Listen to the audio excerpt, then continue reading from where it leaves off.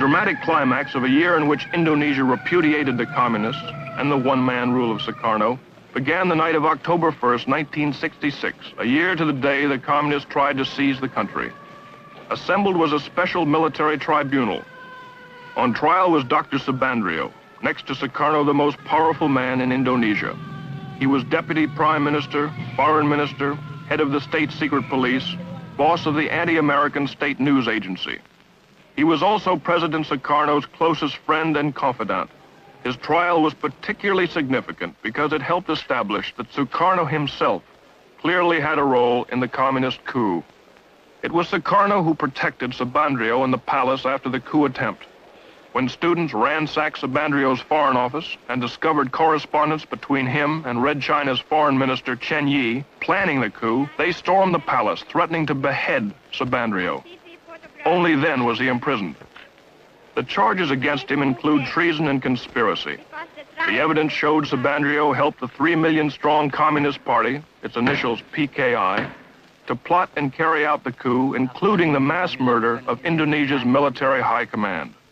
It was charged that he welded the Indonesia-Peking axis, stole government funds, invented stories to discredit the United States, and conspired with Red China to smuggle guns to Indonesia's communists. Haji Dr. Subandrio pleaded innocent to all the charges. He was found guilty and sentenced to death.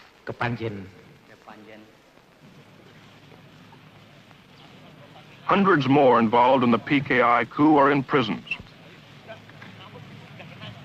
Painstaking interrogations have pieced together the incredible plot. Being questioned is the commander of one of the 3 divisions that spearheaded the coup, Captain Suradi. Supported by the PKI, their mission was to disable the army by murdering its top commanders, seize all communications, and immobilize the government long enough for the PKI politicians to take over.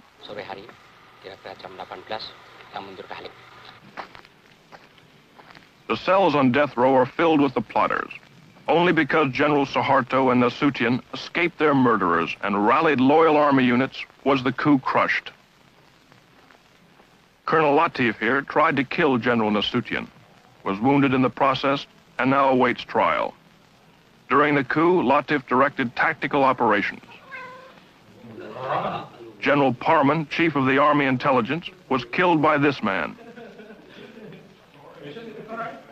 He shot General Yani, chief of the army. Here the murderer of the deputy chief of staff. Lance Corporal Hargiono missed General Nasution, but shot his sister and infant daughter 5 times.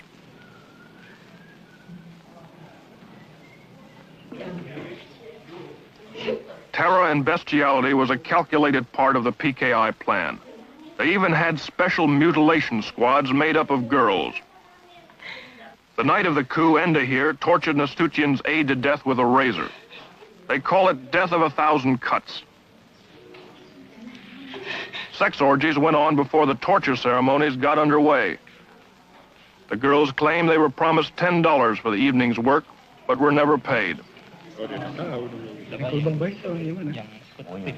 The girls were instructed by a communist women's organization called Gerwani. For 6 months before the coup, they were meticulously trained in the fine art of torture. They were even given 4 innocent human victims to practice on. The way it was planned, according to their confessions, was the night of the coup, the captured army generals would be brought to a farm near Jakarta called Lubang Buaya, or the Alligator Hole. Here they were to be ritualistically tortured to death. As it worked out, 3 of the generals were dead on arrival. The remaining victims, to the delight of the huge communist throng, were slowly killed.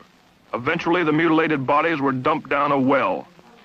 The spectacular atrocities were calculated to so terrorize Indonesia that there would be no resistance to the coup. It worked just the other way. When the hideousness of their crimes were made public, it triggered a national revulsion.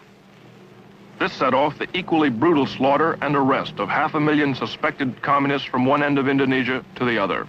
And the purge continues to this day. Dalam pelaksanaannya ya, supaya kalian bersembunyi, itu aja. Dalam pelaksanaannya agak sembunyi, apabila mereka itu baru adakan, jadi kan sudah ada kawan kita. What you see here is typical. supported by the Army, high school and college student organizations, seal off and search a Jakarta suburb for communists. Homes are entered and searched. Men, women, and children are interrogated. Identification papers are examined. Ini buat tanah, ya. Bapak tahu.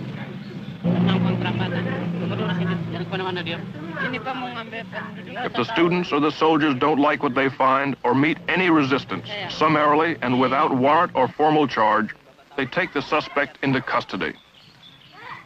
On this day, more than 100 suspects like this man were hustled in.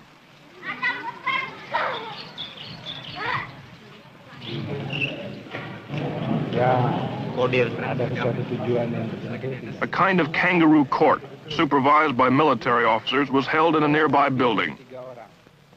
Here they somehow determined which suspects would be arrested. Di RT 18? Iya. RT 3? Ada Slamet Mulyono. Di mana? 60 were taken off to jail this day, and very uncertain fates. Siapa? Nurrahman. Mulyono.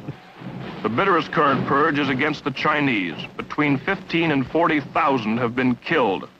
The slogans say, Sukarno is the dog of Peking. Sukarno, whore of Peking. The communists are the Chinese. Kill the Chinese. In some places, Chinese stores must be labeled with a sign, RRT, meaning People's Republic of China. Usir means kick out the Chinese. The hatred for the Chinese, even the loyal Chinese, is due in a large part to the fact they dominate 80% of the economy, and many refuse to integrate or assimilate with the Indonesians. About 600,000 remained citizens of Red China, and they did support the PKI. Worst of the Chinese pogroms are here in Sumatra. Last August, a Muslim group gave the 7,000 Chinese in their district 5 days to get out. To prevent their slaughter, the Army packed them into makeshift camps. They reacted strongly when we tried to film their plight.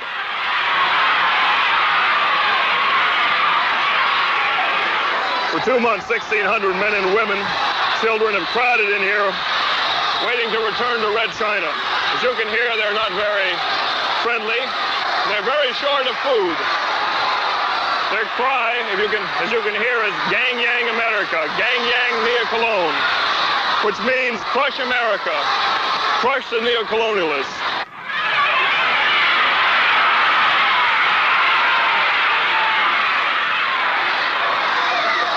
Watch out, Julie, here come the stones. They're throwing stones at us here.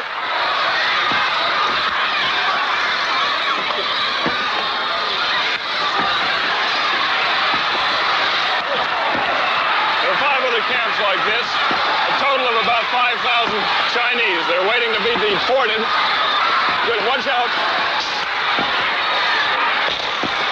What was that now? The sentries are firing their rifles over the heads of these people to keep them suppressed. These people are beginning to get out of hand. They're firing submachine guns now into the air.